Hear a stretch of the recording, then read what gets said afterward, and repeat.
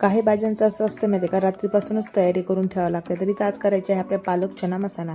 तरी तर बघा मी हरभरे घेतलेले आहे, ते रात्री भिजू घालून ठेवले होते आणि छान त्याच्यात 2 शिट्ट्या मीठ टाकून आपल्याला त्याला चांगले 2 ते 3 शिट्ट्या करून घ्यायच्या आहेत. गरम पाणी ठेवलेलं आहे, पालक स्वच्छ धुवून घेतलेले आहे. त्याच्यात आपल्याला 5 ते 10 मिनटं त्याला छान 5 मिनटं त्याला उकळी काढून घ्यायची आहे. छान उकळी काढून घेतली की आपल्याला काढून घ्यायची आणि थंड करून मिक्सरच्या भांड्यात टाकायची. मिक्सरच्या भांड्यात टाकताना त्याच्यामध्ये 2 चमचे दही, मिरची, लसण, अद्रकचा तुकडा काढून त्याची बारीक प्युरी बनवायची आहे.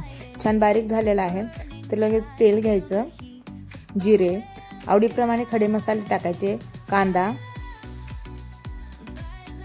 हळद, तिखट, मिरची टाकलेली आहे, आवडीप्रमाणे तिखट टाकायचं, धन जिरं पूड, मसाला, गरम मसाला आणि चना मसाला टाकून छान ह्याला परतवून घ्यायचा. छान भाजी मसाले तळले की त्याच्यामध्ये आपल्याला चना टाकून घ्यायचा. पाणी टाकून द्यायचं नाही, पाण्यासाठी टाकायचा.